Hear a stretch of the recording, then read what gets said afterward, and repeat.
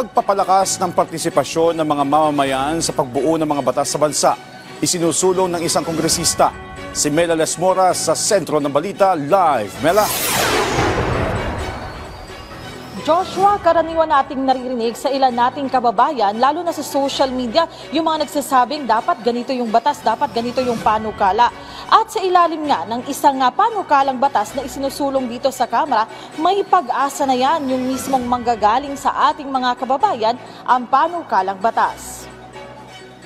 Kung ikaw ang tatanungin, anong panukalang batas ang gusto mong maipatupad sa Pilipinas?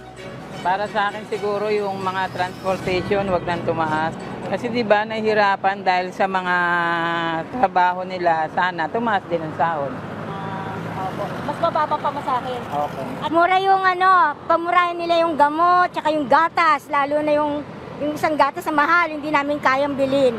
Dito sa Kamara, isinusulong na ni Camarines Sur 2nd District Representative Elry Villafuerte ang pagpapalakas sa partisipasyon ng ating mga kababayan sa pagbuo ng mga batas sa bansa.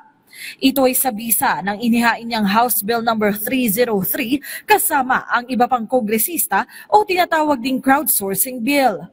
Sa ilalim nito magkakaroon ng online platform kung saan maaaring maghain ang mga tao ng sarili nilang panukala at kapag nakalikom ito ng 300,000 verified signatures, ipapasa ito sa Kongreso para sa kaukulang legislative process.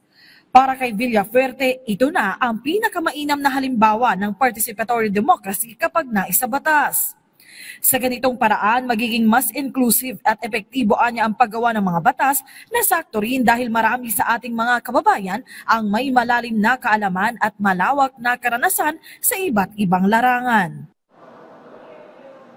Joshua, sa ngayon kasi ay patapos na yung 19th Congress, so inaabangan natin kung itong panukalang ito ay talagang maipapasa dito nga sa Kongreso. Pero ang sinasabi nga ni Congressman Villafuerte, ito ay ginagawa na rin sa ibang bansa kaya't napapanahon na maipatupad na rin dito sa Pilipinas. Joshua? Maraming salamat, Mela Lesmoras.